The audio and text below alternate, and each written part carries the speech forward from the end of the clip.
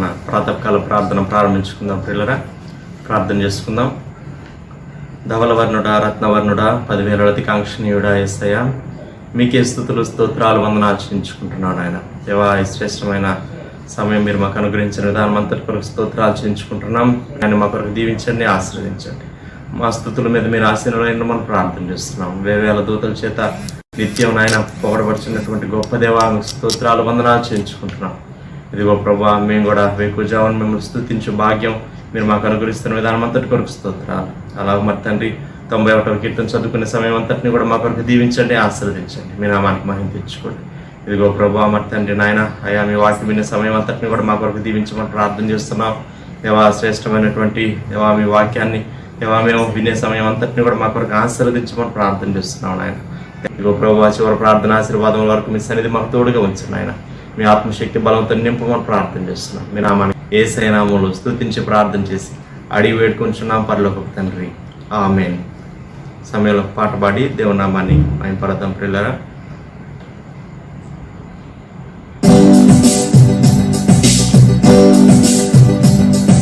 సుమధుర స్వరముల గానాలతో వేలాది దూతల గణములతో కొనియాడబడుచున్న నా యేసయ్యా, నీకేన ఆరాధన.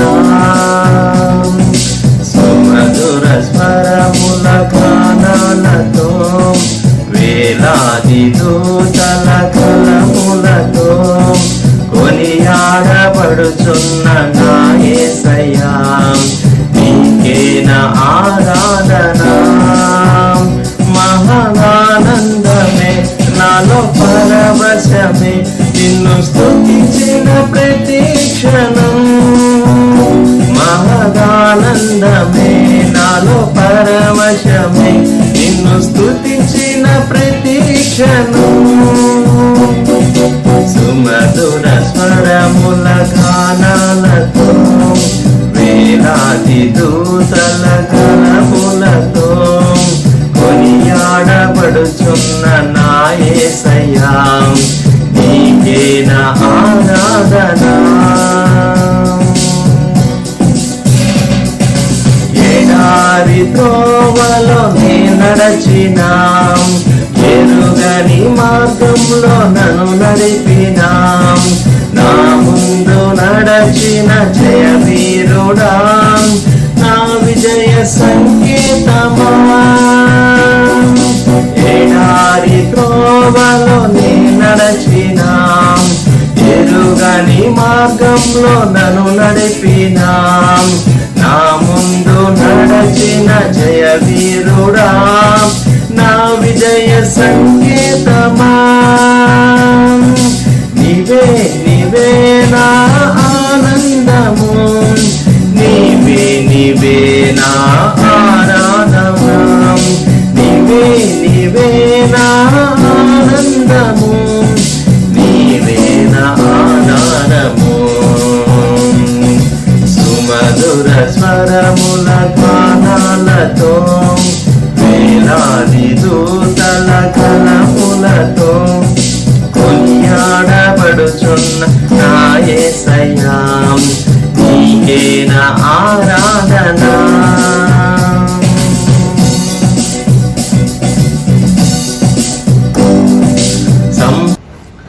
ప్రకారంగా 91వ కీర్తన చదువుకుందాం. పిల్లరా, మహోన్నతుని చాటున నివసించువాడే సర్వశక్తి నీడను విశ్రమించువాడు. ఆయనే నాకు ఆశ్రయము, నా కోట, నేను నమ్ముకును నా దేవుడని నేను యెహోవాని గురించి చెప్పుచున్నాను. వేటకాని ఊరిలో నుండి ఆయన నిన్ను విడిపించును, నాశనకరమైన తెగులు రాకుండా నిన్ను రక్షించును. ఆయన తన రెక్కలతో నిన్ను కప్పును, ఆయన రెక్కల క్రింద నీకు ఆశ్రయం కలుగును. ఆయన సత్యము కీడమును డాలునై ఉన్నది. రాత్రి వేళ కలుగు భయమునకైనను, పగటి వేళ ఎగురు బాణమునకైనను, చీకటిలో సంచరించే తెగులునకైనను, మధ్యాహ్నమందు పాడు చేయు రోగమునకైనను నీవు భయపడుకుందువు. నీ ప్రక్కన 1000 మంది పడినను, నీ కుడి పక్కన 10,000 మంది కూలినను అపాయం నీ వద్దకు రాదు. నీవు కన్నులారా చూచుచుండగా భక్తిహీనులకు ప్రతిఫలం కలుగును. యెహోవా, నీవే నా ఆశ్రయము అని నీవు మహోన్నతుడైన దేవుని నీకు నివాసస్థలంగా చేసుకుని ఉన్నావు. నీకు అపాయమేమీ రాదు, ఏ తెగులును నీ గుడారము సమీపించదు. నీ మార్గములన్నిటిలో నిన్ను కాపాడుటకు ఆయన నిన్ను గూర్చి తన దూతలకు ఆజ్ఞాపించును. నీ పాదములకు రాయి తగలకుండా వారు నిన్ను తమ చేతుల మీద ఎత్తిపట్టుకుందరు. నీవు సింహములను నాగుపాములను త్రొక్కెదవు, కొదమ సింహములను భుజంగములను అనగద్రొక్కెదవు. అతడు నన్ను ప్రేమించుచున్నాడు గనుక నేను అతన్ని తప్పించెదను. అతడు నా నామం ఎరిగిన వాడు గనుక నేను అతన్ని గణపరచెదను. అతడు నాకు మొర్రపెట్టగా నేను అతనికి ఉత్తరం ఇచ్చేదను. శ్రమలో నేను అతనికి తోడై ఉండేదను. అతని విడిపించి అతని గొప్ప చేసేదను. దీర్ఘాయు చేత అతనిని తృప్తిపరచెదను. నా రక్షణ అతనికి చూపించెదను. ఆమేన్. ఇదెను హబక్కూకు గ్రంథం 3వ అధ్యాయం మొదటి 2 వచనాలు. ప్రవక్తయగు హబక్కూకు చేసిన ప్రార్థన. యెహోవా, నిన్ను గూర్చిన వార్త విని నేను భయపడుచున్నాను. యెహోవా, సంవత్సరములు జరుగుచుండగా నీ కార్యము నూతనపరచుము. సంవత్సరములు జరుగుచుండగా దానిని తెలియచేయము. కోపించుకునే వాత్సల్యమును జ్ఞాపకమునకు తెలుసుకొను. ప్రార్థన. ప్రియ ప్రభా, ఈ ప్రాతకాల ధ్యానము వ్యూ చేసే మీ బిడ్డలందరి కొరకు దీవించమని యేసుక్రీస్తు ప్రభా నామములో వేడుచూ ఉన్నాము తండ్రి. ఆమేన్. ప్రియమైన వారలారా, ఈ ఉదయకాలం ప్రవక్త అయినటువంటి హబక్కూకు చేసినటువంటి ప్రార్థన మనము జ్ఞాపకం చేసుకుంటూ ఉన్నాం. హబక్కూకు క్రీస్తు పూర్వం 700 సంవత్సరముల ముందటివాడు. ప్రవక్త దేవుని కొరకు రోషం కలిగినటువంటి వాడు.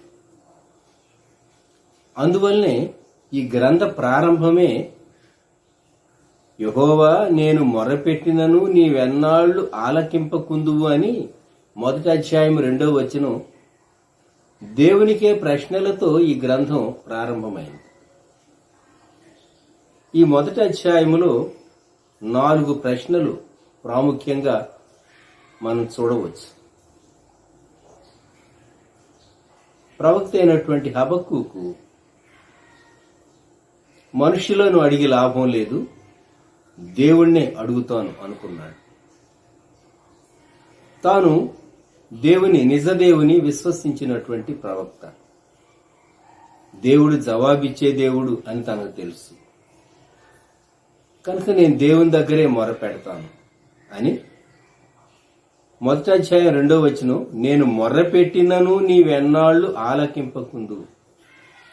ప్రార్థించి ప్రార్థించి ప్రార్థించి చిట్ట చివరికి ధైర్యం తెచ్చుకుని దేవుణ్ణి అడగటానికి సాహసించినట్లు మనకు అర్థమవుతుంది. ఆ దినాల్లో తన చుట్టూ ఉన్న పరిస్థితులు. హబక్కూకు 1:2 వచనం 2వ భాగం, బలాత్కారము జరుగుతున్నదని నేను నీకు మొరపెట్టినను నీవు రక్షింపకై ఉన్నావు. దేవా ఎందుకు నా ప్రార్థనకు ఎందుకు జవాబు రాలేదు? మనలో చాలా మందికి ఒక ప్రశ్న ఉంటుంది. నేను ఎంతో ప్రార్థించాను, నాకు జవాబు రాలేదేమి?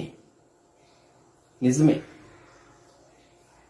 మనం ఎంత ప్రార్థించినా దేవుడు తన సమయంలో జవాబిస్తాడు. మనం అడిగిన వెంటనే కొన్ని మార్లు దేవుడు జవాబు ఇవ్వకపోవచ్చు. హబక్కూకు 1:3 ఇంకొక ప్రశ్న వేసాడు దేవునికి. నన్నెందుకు దోషము చూడనిచ్చుచున్నావు? బాధ నీవేళ ఊరకయే చూచుచున్నావు. దేవా, నాకు ఇష్టం లేదు, నీకు ఇష్టం లేదు.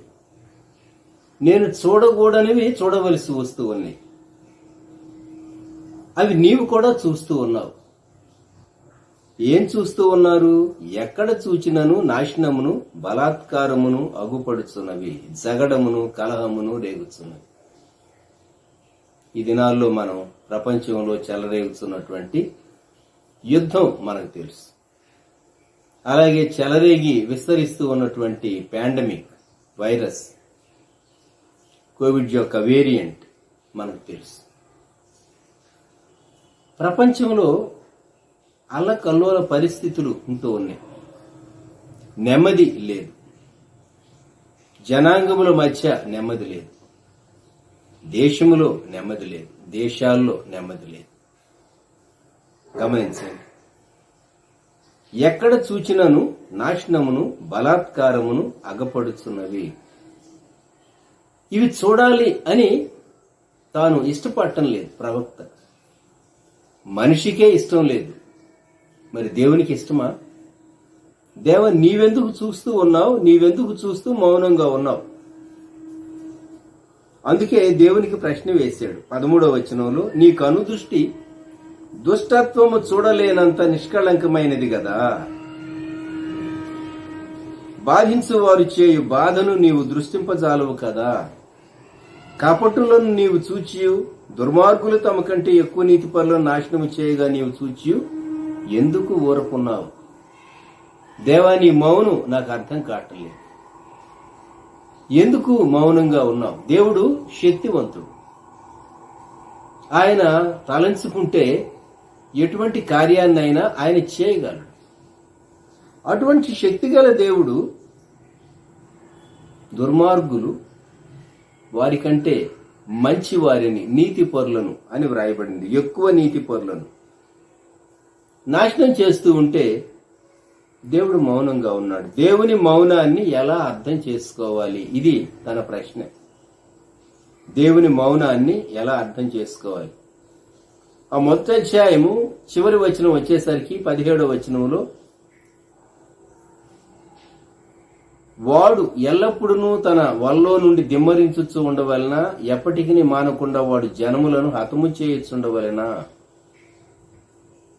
మానవ జాతికి వ్యతిరేకంగా ఇదంతా రేపేటటువంటి శక్తి సాతాను చేసేటటువంటి ప్రయత్నం అర్థమైపోయింది ప్రవక్త. దేవా, ఈ వధ ఇంకెన్నాళ్ళు? ఈ సమస్యలు ఇంకెన్నాళ్ళు అని తాను దేవుని ప్రశ్న వేశాడు. 2వ అధ్యాయం వచ్చేసరికి కనిపెట్టాడట. నేను నా కావలి స్థలము మీదను, మొదటి వచనం 2వ అధ్యాయం, గోపురం మీదను కనిపెట్టుకొని ఉందును అనుకొనగా. కొన్ని మార్లు మనకు చాలా ప్రశ్నలు వస్తాయి. వాటిని మనం ఎవరితో ఆర్గ్యూ చేయలేం. కొన్ని మార్లు ఎవరు సరైనటువంటి సంతృప్తికరమైనటువంటి జవాబు కూడా ఇవ్వలేరు. ఏం చేయాలి? మన హృదయాన్ని దేవుని సన్నిధిలోనే కుమ్మరించాలి. దేవుని మీద ఆయాసపట్టమా? కాదు. దేవుని దగ్గర మనవి చేయటం. దేవుణ్ణి అడిగేటంత నీతిపరుడా ప్రవక్త? ఎనటికి ఏ మానవుడు కాదు. కానీ దేవుని దగ్గర తప్ప తన బాధ ఎవరి దగ్గర చెప్పుకోగలడు? దేవ, నాకు అర్థం కావటం లేదు. ఇది తన యొక్క బాధ. నేను చూడకూడనివి చూడాలని నేను అనుకోననివి నేను చూడవలసి వస్తున్నది. ఈ వధ ఎంతకాలం చూడాలి? ఈ నాశనం ఎంతకాలం చూడాలి? ఈ జగడం ఎంతకాలం చూడాలి? ఈ బలాత్కారం ఎంతకాలం చూడాలి? ఇవన్నీ తాను చూస్తూ తన మనస్సును నొప్పించుకుంటూ, లేక మనస్సాక్షిని నొప్పించుకుంటూ దేవుని సన్నిధిలో తాను కనిపెట్టాడు. దేవుణ్ణి అడిగి ఆయన నాకు ఏమి సెలవిచ్చునో. మనం ప్రభు సన్నిధానంలో కనిపెట్టినప్పుడు ప్రభు చేసేటటువంటి కార్యం 2 యెహోవా నాకు ఇలాగూ సెలవిచ్చాను. దేవుడు జవాబిస్తాడా? ఇస్తాడు. తప్పకిస్తాడా? ఇస్తాడు. అయితే మనం అనుకున్న సమయంలో ఇవ్వకపోవచ్చు. మనము టైం స్టిప్యులేట్ చేయలేం. ఇన్ని గంటల్లో నాకు జవాబు ఇవ్వాలి దేవా అని అనలేం, అనకూడదు. కనిపెట్టుకోవాలి. దేవుడు జవాబు ఇచ్చాడు. యెహోవా నాకు ఇలాగూ సెలవిచ్చాను. అదే అధ్యాయంలో 4వ వచనం, నీతిమంతుడు విశ్వాస మూలముగా బ్రతుకును. ఇది దాని సారాంశం.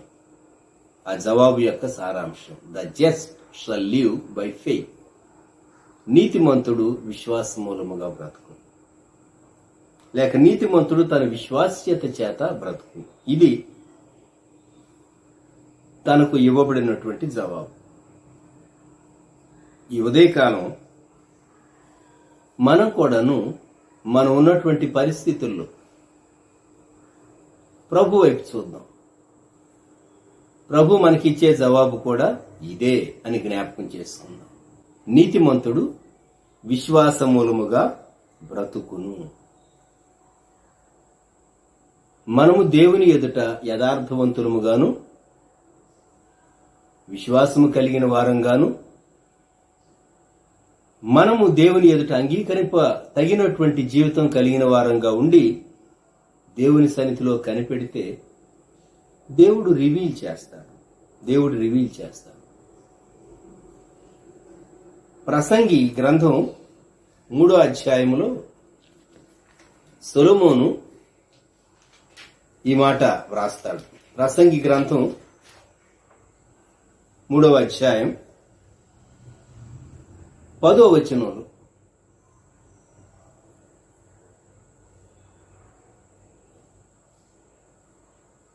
దేవుడు 10, 11 వచనాలు లేక 11వ వచనం క్రింది భాగం, ఆయన శాశ్వత కాల జ్ఞానమును నరుల హృదయమందుంచి ఉన్నాడు గాని దేవుడు చేయు క్రియలను పరిశీలనగా తెలుసుకొనుటకు అది చాలదు.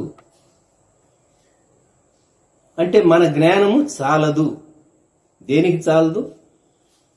దేవుడు చేసేటటువంటి కార్యములను తెలిసికొనుటకు, వివేచించుటకు, సంపూర్ణంగా గ్రహించటానికి.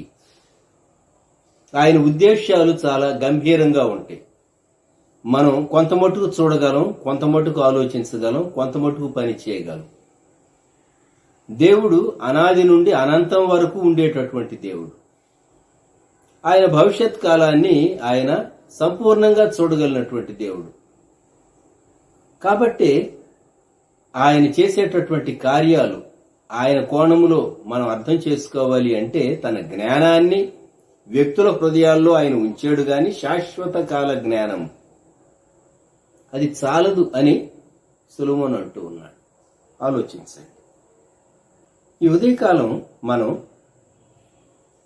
దేవుడు తన జ్ఞానాన్ని, జ్ఞానముతో కూడిన ప్రత్యక్షతను కూడా మనకివ్వాలి అని కోరుకుందాం. పౌలు భక్తుడు ఎఫ్సి సంఘం కొరకు ఆయన చేసినటువంటి ప్రార్థనలో ఎఫెసీ సంఘాన్ని ఉద్దేశించి 1వ అధ్యాయం 17, 19 వచనాలు కలిసి ఉన్నాయి. చివరి భాగం, మన ప్రభువైన యేసుక్రీస్తు యొక్క దేవుడైన మహిమ స్వరూపియగు తండ్రి తన్ను తెలుసుకొనుట యందు మీకు జ్ఞానమును ప్రత్యక్షతయును గల మనస్సు అనుగ్రహించున్నట్లు నేను నా ప్రార్థనల యందు మిమ్మల్ని గూర్చి విజ్ఞాపన చేయుచున్నాను. ఇది పౌలు గారి ప్రార్థన అంశముల్లో ఎఫ్సి సంఘాన్ని గూర్చి ఒక అంశం. వారికి జ్ఞానము, ప్రత్యక్షత కలిగినటువంటి మనస్సు ఉండాలని. జ్ఞానము మాత్రమే చాలదు, ప్రత్యక్షత కూడా అవసరమే. 1960 ముందు జరిగినటువంటి ఒక సంఘటన ఆంధ్రప్రదేశ్లో. ఒక యవనస్తుడు దేవుని సేవ కొరకు సమర్పించుకొని ఒక దైవజనునితో కలిసి పరిచర్య చేస్తూ ఉన్నాడు. ఆ దైవజనుడు చాలా పెద్ద మిషన్నే బిల్డ్ చేశాడు. అంటే చాలా మంది సేవకులు ఉన్నారు. ఒకరోజు దేవుడు ఒక ప్రత్యక్షత ఈ యవనస్తునికి ఇచ్చాడు. భవిష్యత్తులో ఈ సేవ ఎలా ఉంటుంది, ఆ నాయకత్వం ఎలా ఉంటుంది అని. అంతే, తాను ఆ దైవజను నుండి వేరయ్యాడు. తనతో ఉన్నటువంటి మిగిలిన సేవకులు ఆయన ప్రశ్నించారు, నీవెందుకు వేరయ్యావు అని అడిగితే, నాకు దేవుడు చూపించాడు కొన్ని విషయాలు, వాటిని బట్టి నేను వారి నాయకత్వం క్రింద కలిసి పనిచేయటం అది క్షేమకరం కాదనే తీర్మానంకు వచ్చాను అని చెప్పినప్పుడు మిగిలిన వారు ఇతనికి కలిగినటువంటి ఆ ప్రత్యక్షతను నమ్మలేదు, దూషించారు. అయినా తాను సహించాడు. తాను ఎవరి నాయకత్వం క్రింద పనిచేస్తూ ఉన్నాడో ఆయన సేవ చాలా తారాస్థాయిలో ఉంది ఆ దినాల్లో. కొన్ని సంవత్సరాలు గడిచింది, ఆ సేవ క్షీణించింది, క్రమంగా క్షీణించిపోయింది. తరువాత ఈ సేవకుడు తాను చెప్పాడు లోకానికి లేక సంఘాల్లో, దేవుడు నాకు చూపించిన ప్రత్యక్షతకు నేను లోబడి నేను యువతలకు వచ్చినందువలన నా సేవ ఫలించడానికి దేవుడు కృప చూపించాడు అని. కొన్ని మార్లు దేవుడు ఒక ప్రత్యక్షత ఇస్తాడు. జ్ఞానమును ప్రత్యక్షతయును గల మనసు. కొన్నిసార్లు కొన్ని అంశాలు నెరవేరవు. ఎంత ప్రార్థన చేసినా నెరవేరవు. ఎందుకు నెరవేరటం లేదు అర్థం కాదు. ఒక స్థలంలో ఒక సంఘంలో ఒక సేవకుడు ఉన్నాడు. ఆ సంఘంలో ఒక యవనస్తురాలి కొరకు, తన వివాహం కొరకు ఎంత ప్రార్థన చేస్తూ ఉన్నా, తల్లిదండ్రులు బంధువులు ఎంత ప్రయత్నిస్తున్నా మ్యాచ్ సెట్ కావట్లేదు. అప్పుడు ఈ దైవజనుడు దేవుని సన్నిధిలో విషయం తీవ్రంగా ప్రార్థించి కనిపెట్టి, దేవా ఎందువలన అని దేవుని సన్నిధిలో వెయిట్ చేస్తే దేవుడు ఒక విషయాన్ని చూపించాడు ఈ సేవకునికి. తాను చాలా షాక్ అయ్యాడు. ఇతరులతో షేర్ చేసుకున్నా, ఆ కారణం ఎవరితో అయినా చెప్పినా అది వినటానికి బాగుండదు. తాను కూడా అది షేర్ చేయలేడు. దేవుడు తనకేం చూపించాడంటే, ఆ యవనస్తురాలికి వివాహం కాకపోవటానికి కారణం ఆ యవనస్తురాలి తండ్రి చేతులపై రక్తాపరాధం ఉన్నది అని దేవుడు చూపించాడు. కొన్ని మార్లు కొన్ని విషయాలు చాలా గూఢమైనటువంటి విషయాలుగా ఉంటాయి.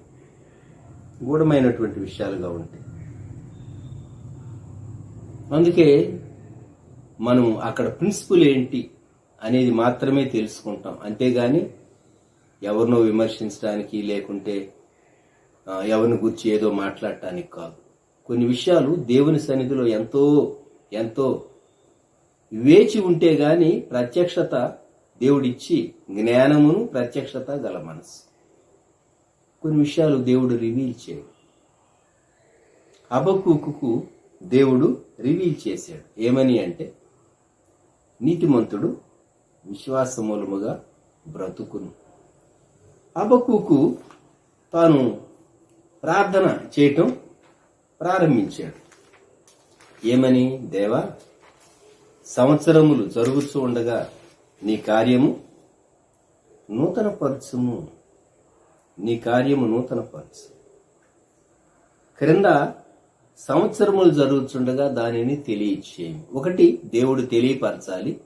2, నూతనపరచాలి. గమనించండి. తెలియపరచడం దేవుడే రివీల్ చేస్తాడు.